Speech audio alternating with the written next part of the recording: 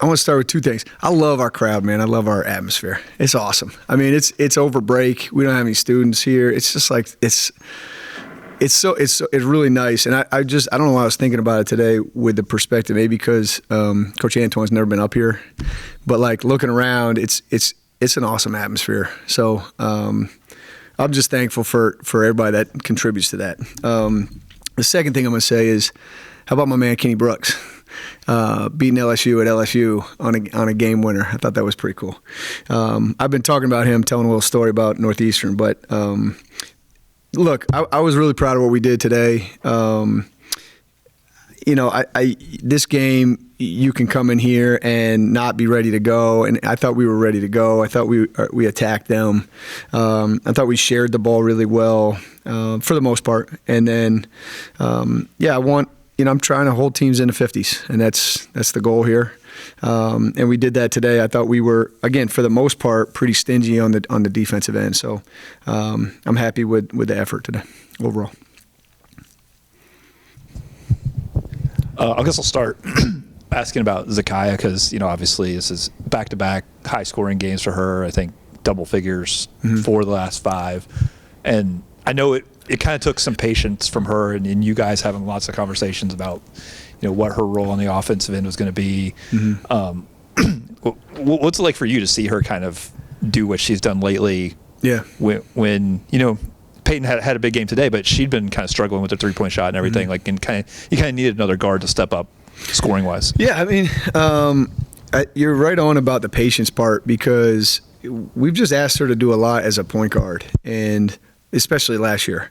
And two parts to that. One, she's brilliant at it, and two, I don't know if she was ready. I don't know if she could have put these two performances together last year. Now, maybe she might say I could, but I just didn't feel that way. I think it's a maturing process. I think both Bree and Zakiya went through. You committed to this high major program. You thought you were going to live there for 4 years, and it didn't. It just didn't end well. So I think that takes a toll on your confidence, regardless of who you are. So. No, we have needed it. I think she is playing, like I looked out there at her today, and there's just a level of confidence right now is what she's playing with, and you can see it. And to me, it's very tangible. It's getting to the rim. It's shooting the ball when she's open.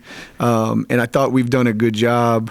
She continues to share the ball. She continues to find people. Now, I don't know the turnovers to me. I know her and Angela would. I don't know who got what with that. But I'm really proud of her because of her patience. And look, I'm really a believer. It's a cyclical thing. It's like now Hannah Hayden is going to look at this and say, all right, what are we going to do with Peyton? Like Barnes only has 8 today. Like that's the idea of having a really good team is that we can hit you, we can slug you from anywhere. And if you want to take away P, okay, here's what we're going to do. If you want to take away, right? And that's what I want this to be. And Zakiya is a huge linchpin to that. And that's a fact. But I'm really impressed. Both games, she's efficient. And that's the toughest thing to be. When you talk about them coming and maybe their confidence is shaken a little bit. Like, is there a little bit of it's either going to be that or it's going to be, oh, I'm coming here, so now I can shoot it 20 times. Yeah, and like, how did you know like what her response was going to be when you got her here, having knowing that she'd been like a top 100 recruit and things like that? Well, it's such a hard, it's really a hard thing because we're talking about it constantly right now because I think every assistant coach in the country is trying to at least have a list of names to watch, right? And we're not doing anything dirty, everybody, okay? All right, Kurt, easy. But there's a portal that's going to open here. I think everybody, you're trying to be ahead as much as you can be ahead. So I guess my point to you is that there is players that you have to decide on that didn't get that year to even show what they're capable of, right? So you're getting Z, or Z played 30 games. Bree didn't play nearly at all, right? And so you're getting them, and both of them are very specific cases that I knew them and loved them in AAU, which is a little bit different. I didn't know Kylie, right, in AAU, but I knew Bree and Z. So you can take a little bit of what I saw her do with Boo Williams and what she did in high school, and right, you can take a little bit of that and formulate it, but you just don't know what mental shape they're in, because it ends differently for everybody, right? You can say, I want to leave, like I'm not getting my shots. You can say, hey, I'm all in, and that coach could be like, you're not allowed to be here anymore, right? And so like there's such a variety of cases, but that's what I think. I think it's two things. If you're coming in here thinking you're going to shoot 30 times a game, that's not what I ever told her. So I wouldn't know why she would think that. I think it's a little bit more like I should be able to shoot more, right? And the difference is, and I think Yolette does a great job, but the difference is with what we were allowing her to do initially versus what Ole Miss allowed her to do initially, at least in development, right? And that's the biggest thing is like Coach Razor deserves a ton of credit for her summer. Zakaia's summer was a ton of three-point shooting, almost every workout. And so it's like, I know she's 2 for 7 today, but her three-point shot you can clearly see is improved. And like Coach Razor deserves that, but I think the long-term vision and time we're putting in with her in development, same with Bree, like has really helped her get to where she is now, right? And that's what I think the biggest thing is. So I know I danced around your question a little bit, but like you get a variety, because I do think people come in here like, that's not necessarily what you're going to do unless you're, I don't know, something. I mean, Jackie Benitez will put up some shots. Ashley Perez put up some shots. Those two could throw it up. But I don't know if anybody's coming here like, especially timing-wise with where we were with Peyton, right? You know who Peyton is. You know what she's going to do. So I don't think you're walking in just thinking you're going to be it. I think it's like more. I'm going to get more, I hope, is the answer to your question. I don't even know. You'd have to ask her. All right. Last one about Zakai, but yeah. you mentioned her summer working on the three-point shot, and like you said, 2 for 7 today, but she makes the first one. And how much does that, the fact that she can do that, and you got to guard her out there now, like open up where she was getting to the basket later in the game? Oh, I think it's the whole thing. Like I'm watching film with her now, and people are going for her shot fake, which is a drastic difference than it was last year. And it's like, yeah, now, man, she's got an elite turbo button, like a burst. So yeah, the fact that she's shooting it that well definitely helps her be faster. And I think she could always shoot it. I don't think she ever shot it this efficiently in my mind. And I'm watching her shoot, and she really settles into it. She's good. But man, think about it. I don't know if we win the Coastal game if she doesn't make that. Like are we going to overtime? So it's just believing that she could do it and watching her actually succeed and do it, because her three-point percentage is good. I don't know exactly what it is now. I looked before the game, but it's 35% is what I thought going into this game. So, man, that's a huge thing. Maybe it's just last 5 games. I don't know. I look at last 5 and overall. It's hard for me to balance that. It's just it helps us and it helps her. That's the answer to your question. I know consistency's kind of been the main word of the big thing to want to improve on. In a game like this, would you classify today as the most complete win you've had from start to finish, or you think there's a few things before you can put that stamp down? I mean, Corey just told me it's the biggest margin we've had. Look, there's a part of me and part of my story about Kenny is that like the standard here is not, and I love it. We won and but like, man, I remember going up to Northeastern and losing a game 88-55. I'm sorry, winning a game 88-55. And he got after him. And it was my first year. And I was like, what? Like my mouth was open. It was like, is this guy crazy, man? Like what? But that's the standard. So there's a period at the end of the third I didn't like. And there was a part at the beginning of the fourth I didn't like. And it's like, no, man, we're chasing our level of urgency on defense. We're chasing our physicality on the glass and our ability to share the ball and just play the right way. So, like, now, to answer your original question, it's closer. It's closer than Georgia State, right? So it's getting there. But, like, I don't think you ever reach that. I think it's an ongoing process. And I hope the next game is maybe 1% better. And then the next game is 1% better. And you're working yourself down to March is the idea. So maybe, maybe. It's really hard to tell for me. It's really hard to tell.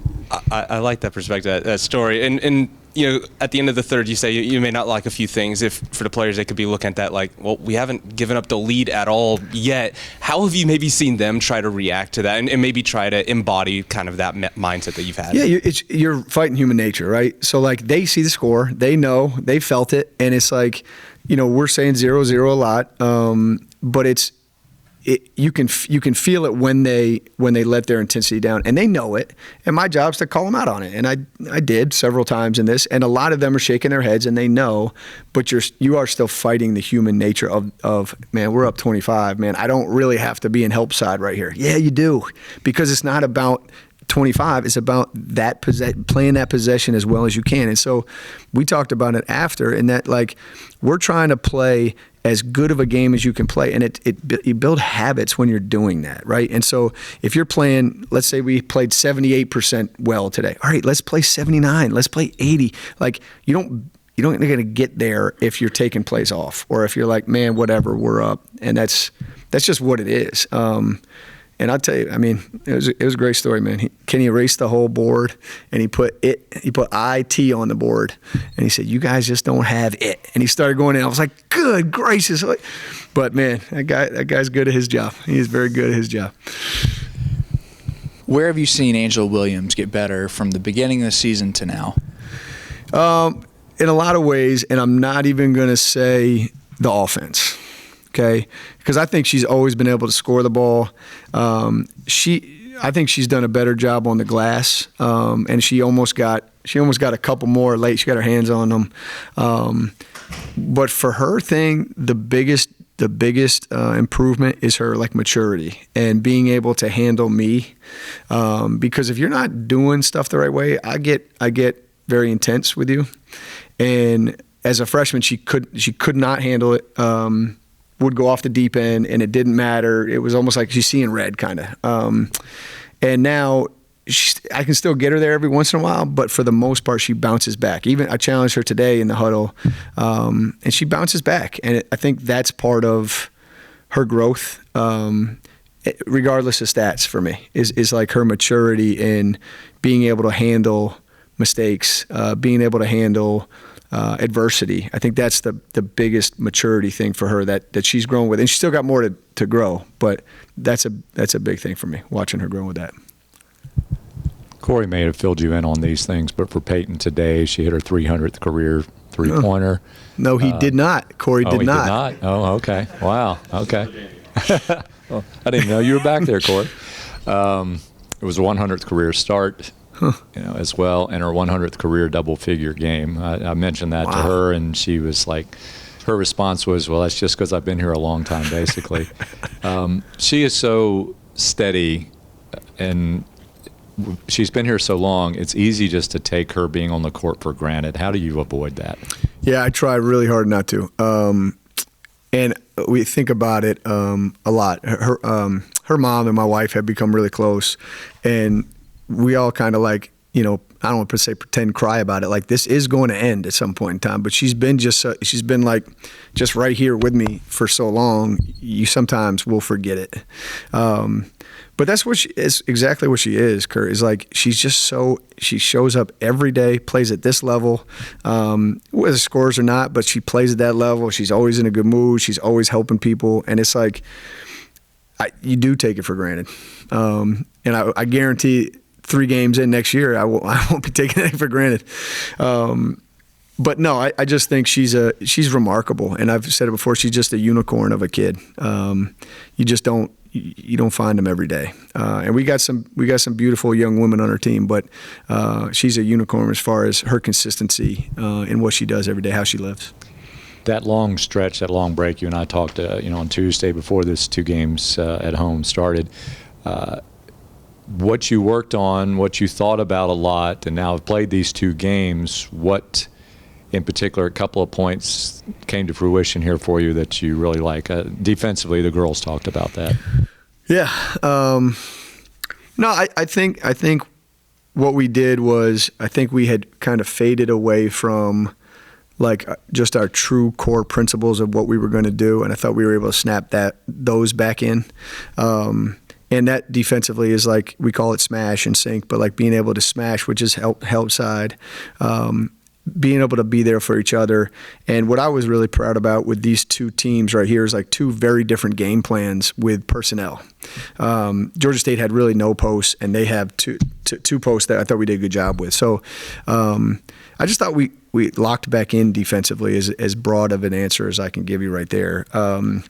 Our rebounding has been good in general, but I thought the next part of that was like sharing the ball and moving the ball. And it challenged me, and I don't care if Julie's listening to this, Julie challenged me to enhance our zone offense. And so it was nice to have Georgia State after that, because now we were able to do that stuff instead of not play a team that plays zone, right? And now I have to think if it works in practice or not. So I thought those areas we did get better. I thought we got better as a whole in the sense of, too, just being able to play Angela and Kylie a little bit more and have a little bit more leeway to make some mistakes too, because we need them.